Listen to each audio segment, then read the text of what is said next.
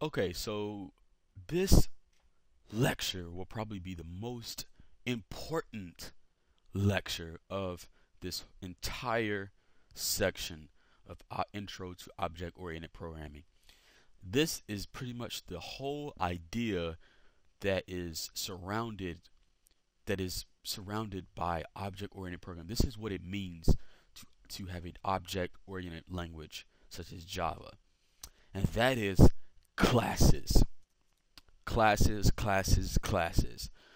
Classes are, I'm going to make this super simple for you to understand. I'm not even going to get complex with it. I'm just going to break it down like this. Classes are objects or blueprints of objects that map out how an object is to behave or do its job. For example, this class orange, right, is a class. It's a class. Orange is an is a so orange is the name of the class, and this class can have behaviors and functions or variables that we can use to call for this class to do a specific job for us. And that's pretty much the basic definition of a class. So it's basically a blueprint of an object.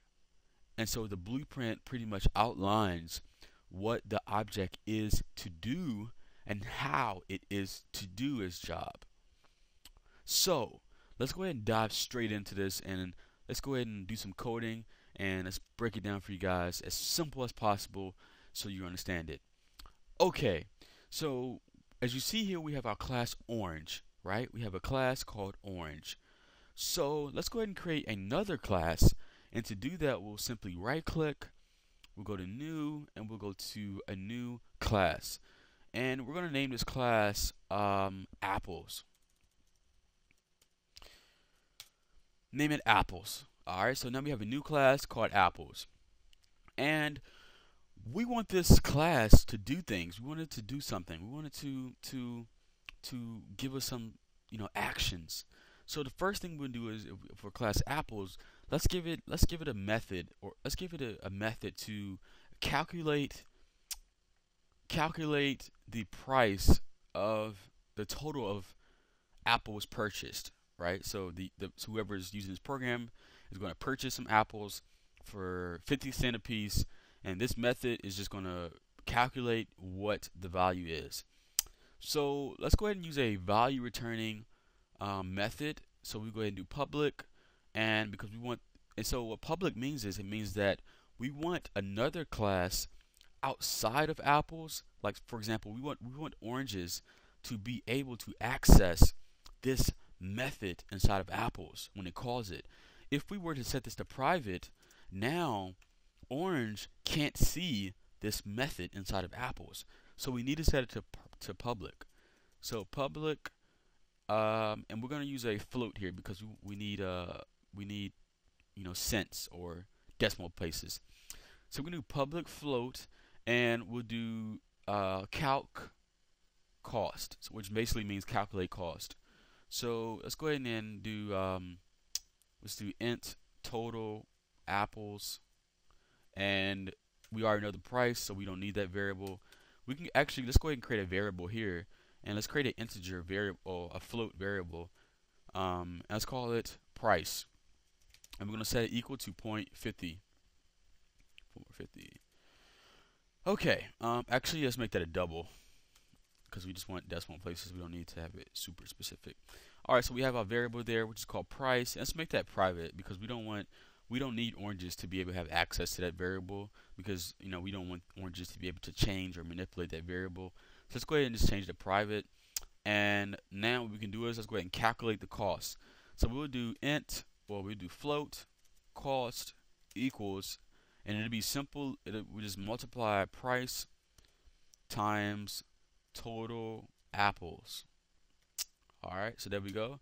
And actually we need to change the returning value to double too, because okay, so I hope everyone understood the previous lectures, and if you didn't understand it completely, I hope that you found we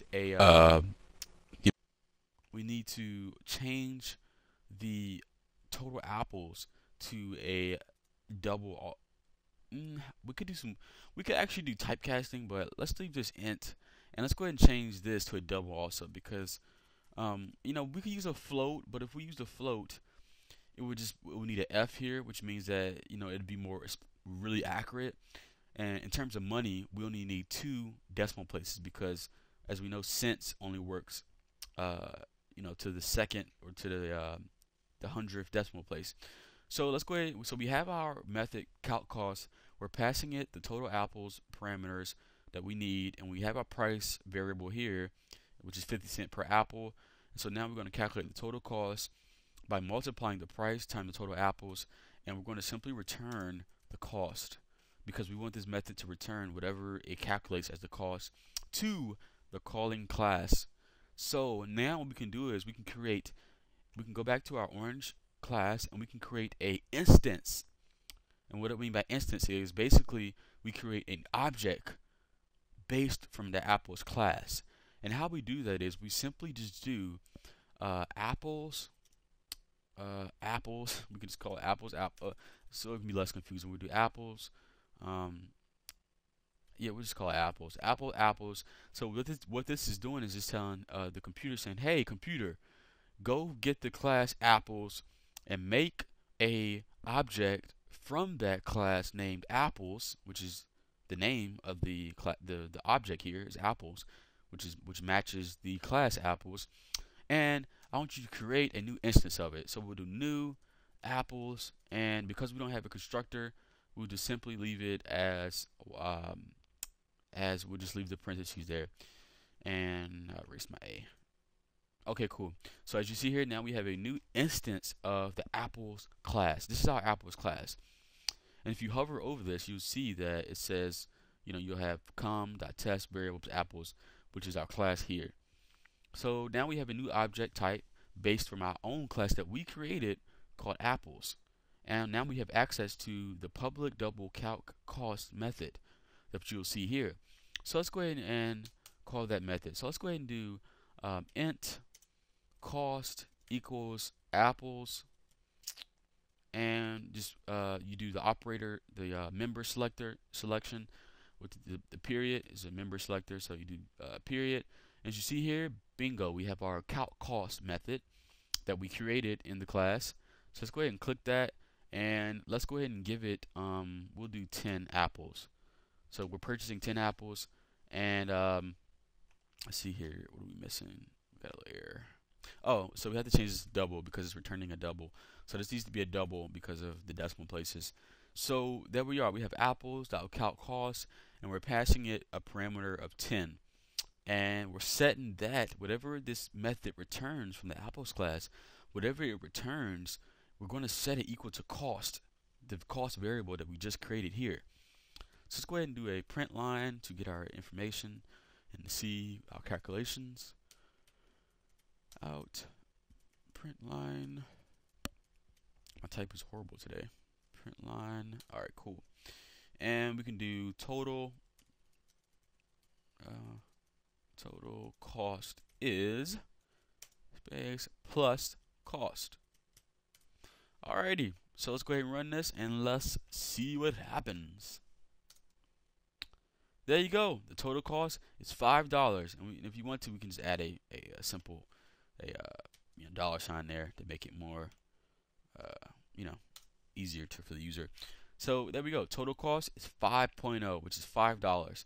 So as you see, as you just learned, we can create classes and we can give it the blueprint of what we want it to do by giving it methods, right? So we can give it whatever methods. We can actually have a method called discount that gives the user a discount, and then we can go back to our orange class, and because we have an instance here of our apples class, we now have access to any public methods that class has. As you see here, calc cost, public method, and we used it. So that's the basics of classes and how you use them. And this is going to be very important for game development. So you really need to make sure you grasp this concept. And if you don't understand it, make sure you ask the question, ask other classmates, use Google. There's tons of articles on the subject on Google. So just make sure you get this because this is going to be really important. You need to understand how this works.